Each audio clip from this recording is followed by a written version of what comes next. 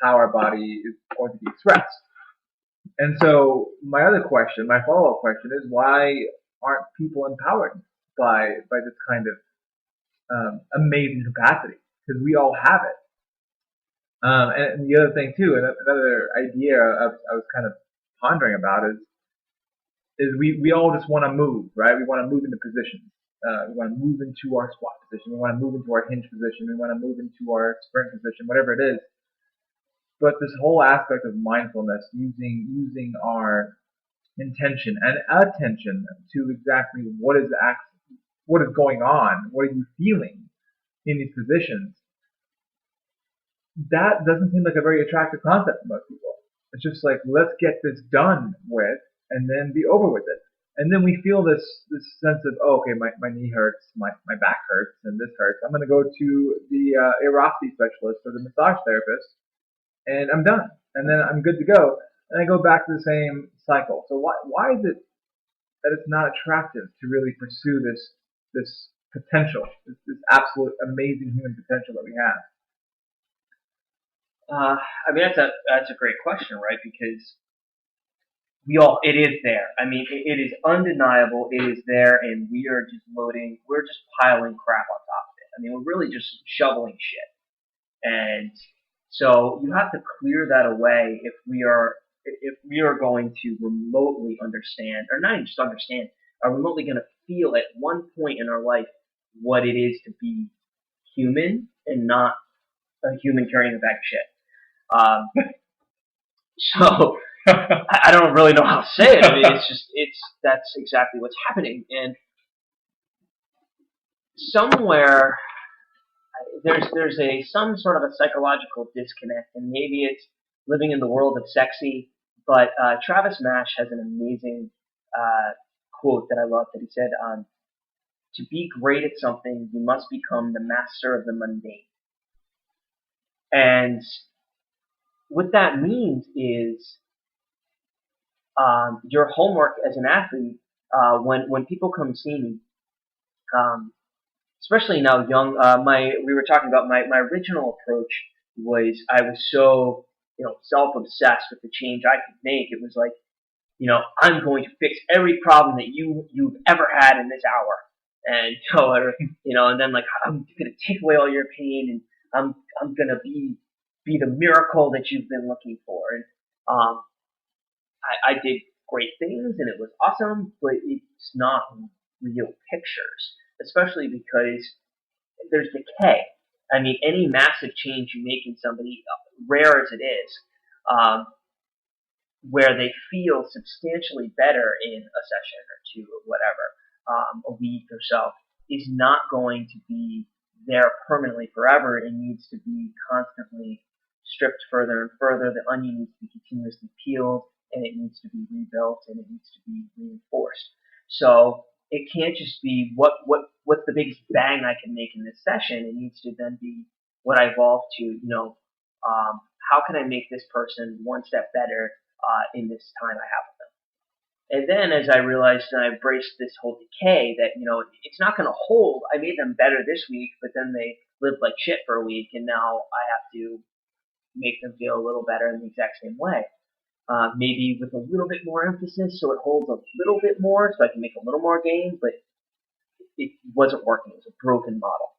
So now my model is, let me make you better than you were when you walked in the door and give you something to do this next week.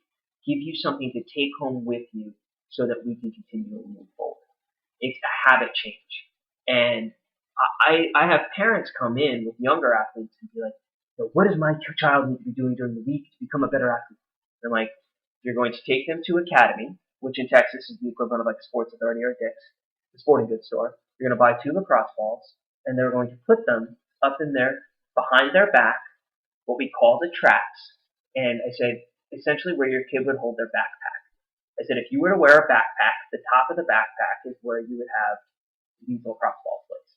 And they're going to lie there for 10 minutes, and they're going to move their arms around, and they're going to wiggle in pain. I said, if they do that for me every day, then we are moving in the right direction. I can do more of the good that I can do. Otherwise, you're just screwing them up, and I'm just constantly working away that damage. The other thing, I said, and I stand by this, if you want to make your child immediately a better athlete, hey, and if you want to make yourself, if you want to improve your life quality immediately today, take away your knee pain, probably part of your back pain, just change quality of your life, stand with your feet straight. It's the master of the mundane. People don't want to hear that I have to pay attention every second of every day and be mindful of my feet until it is given that they are straight. And I say to these parents, like, this is what you have to do. Every time you see your child turn their feet out, you take their phone away and you tell them that they have to stand with their feet straight. And then maybe that's extreme, and I give them an extreme example. And then I say, just make sure you're poking them. You're prodding them. You are on them. You are their eyes. You're their ears. You are their warning bell. Every time you see your kids' feet turn out and you see them lean like one hip and you just destroy their posture, I say, you correct them and you remind them, feet straight, feet straight, feet straight.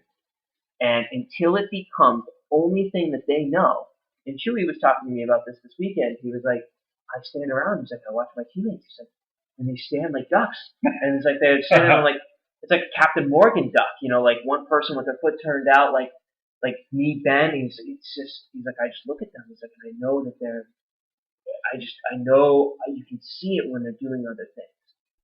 And he's like, I stand there. He's like, feet straight. I've got him standing in, perfect posture. His shoulders are open. Like he's in it, but he does that automatically. So you have to do something consciously until it becomes so locked in that it is not a question, it is dominant.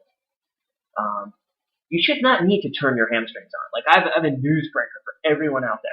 You shouldn't need to activate your glutes. You shouldn't need to set your pelvis. You shouldn't need to turn on the hams and absorb that force. It should just be there. Newsbreak. You shouldn't need to do that because they should just be dominant. If your hamstrings and glutes are dominant, they will already do the work, and you're not looking to consciously do that. You're just then doing the work and concentrating on doing the work better, and it's there for you, and you both are increasing together, right? The mastery of your body and your skill. But we are so far away from baseline on our bodies that it's just obnoxious. It's absurd that we can't just be dominant, and we are all quad dominant until we're not. And we're all screwed up until we're not. And you have to do the mundane over and over and over again until it's only mundane because you should be able to do it anyway. Mundane is the normal, right? Mm. Well, if it's not normal for you, it's not really mundane. Standing with your feet straight is mundane if you stand with your feet straight. Standing with your feet straight is a challenge if it's not what you normally do. So become the master of the mundane, but don't treat it as the mundane. It's mundane until it's no longer an issue. And then it's not what you're working on. But we want to work on squatting before we turn our feet straight. We want to look at how things are moving when a position can't be held. That's why I think, and you can see things deteriorate very rapidly. I don't know how many. I have not one kid out of 20 something that take class with me at CATS each week doing a push-up right now. They haven't earned it. They all come in and they've been doing push-ups with everyone else, but they're holding plank push-ups, like not like on their elbows, which I think is really bad for internally rotating the shoulder, but like in a push-up position, fully extended. Can you hold this position without the low back dropping, without the butt giving out, without the shoulders collapsing, without the head dropping, without the feet separating? Like, can you hold tight for a minute? If you're not, then what are we talking about? And I feel like dysfunctional movement patterns, they obviously start early. You start from childhood. But it's interesting that, we both know this. Like when you're a baby and you're just doing your thing, being a baby, everything is natural, right? We just talked about this. Like we don't have to turn on anything. It just turns on. Like it's ingrained into our nervous system. It's ingrained into our body. And so these dysfunctional movement patterns start early. And I think a point that kind of just popped up in my head was there seems to be this kind of separation between people that play sports and people that just want to move better. And they think that in order to move better, quote unquote, they're in the sport category.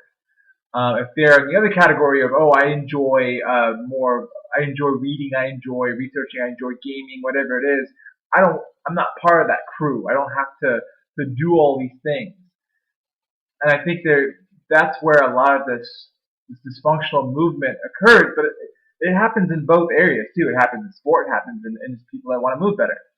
And it's fascinating to me that people think that, oh, I'm just not that crowd. Like, I'll talk to even my girlfriend sometimes, and I'll talk about how just through you expressing your body properly, you feel better mentally. It's just a given. It happens. You feel it. It's visceral. It's there. And sometimes conceptually, it's very hard for her to grasp. But when she gets into a certain position, like say the other day, babe, my back's hurting so much. It's really hurting. I think it's the way I slept. I'm like, okay, let's go downstairs. Go downstairs to the gym and let's address it. And all we worked on doing was just turning on her hips, turning on her hams, and she's like, babe, I feel so much better. But before that, she's like, oh, can you just massage it out? I'm like, no, if I massage it out, I'm just doing one thing. I want to address the movement itself. I want to address what's not turning on. I want to address some really deep fundamental things that are not happening. And she's like, oh, okay. And she goes about her day, and then she's noticing that your back's still not hurting. Okay, cool.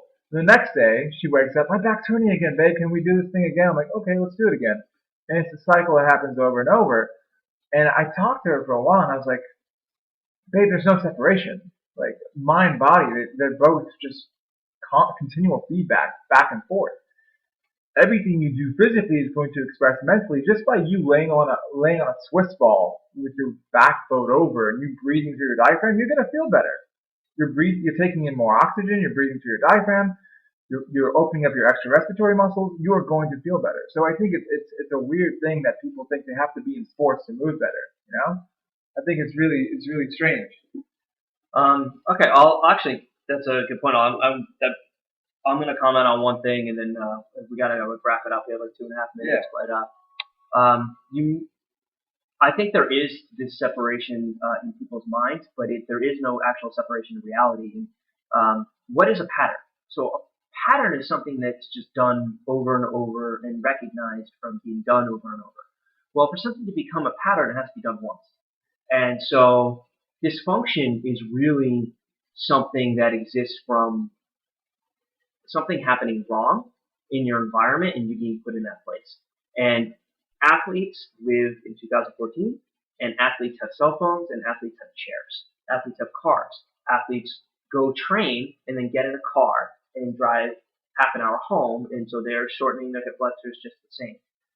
They are actually in more risk because they're doing all the movement damage that they normally would be encountering that a non-athlete would, but then they're exposing this susceptible, vulnerable, very fragile system that does not have the capacity to move and absorb force properly under large forces, large loads, large stresses, and it breaks down faster. So it's actually the opposite. They break down sooner and their movement still sucks because they've been taught skills, not body mastery, movement mastery.